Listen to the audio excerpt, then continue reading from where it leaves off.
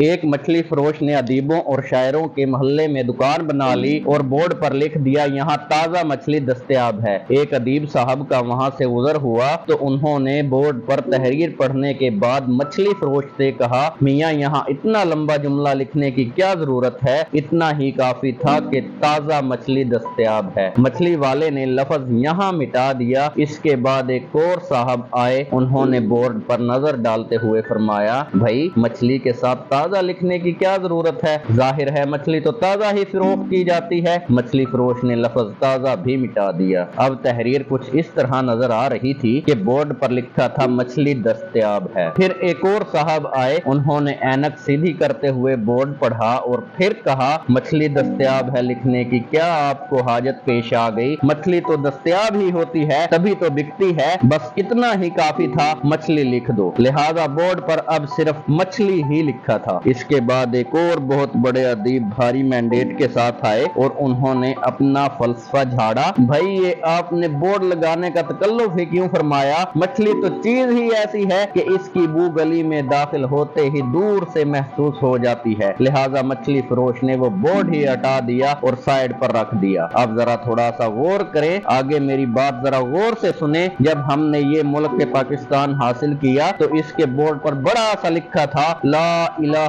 इल्लल्लाहु मुहम्मदुर रसूलुल्लाह। फिर कुछ बड़े मुफक्किरीन पैदा हुए, उन्होंने राय दी कि इतना तकल्लुफ करने की जरूरत ही क्या थी, जब यहाँ रहते ही मुसलमान हैं, शलवार कमीज और पगड़ी पहनते हैं, लोग नमाज और रोजा करते हैं, तो फिर क्या जरूरत है दुनिया से पंगा लेने की। लिहाजा हमारे मछली फरोशों ने, अब इन्हें आप ज़मीर फरोश भी कह सकते हैं, वो कलमा ही गायब करके रख दिया और हम उसे ढूंढ ढूंढ कर थक गए, कहीं नजर नहीं आ रहा, ना इक़्तिदार के ईवानों में, ना मुआशरत के बाजारों में, ना इल्मी दरसगाहों में, ना ही हमारे स्कूलों में, ना गलियों और मोहल्लों में, शायद बहुत से घरों में भी अब हमें कहीं नजर नहीं आ रहा। फिर मंजिल से ही भटक कर हम महवे सफर हैं और एक छोटे से नन्हे मुन्ने बच्चे की तरह हम इधर उधर देखते जा रहे हैं। सभी तो नहीं मगर बाशमूल मेरी जात के बहुत से शायद वाकई भटक गए हैं, कंफ्यूजन में बहुत कुछ भूल गए हैं, जो थोड़ा बहुत याद है वो भी भूल रहे हैं। क्यों? बात सिर्फ दूसरों पर उंगली उठाने की नहीं, जरूरत शायद अपना गिरबान में झांकने की है। और आखिर में ये बात किसी एक जमात, एक ग्रोह, एक मर्द की नहीं, ना ही ये सियासी बात है। बात बस इतनी सी है कि इस हिमाम में सब एक जैसे हैं। अल्लाह ताला आपको और हम सबको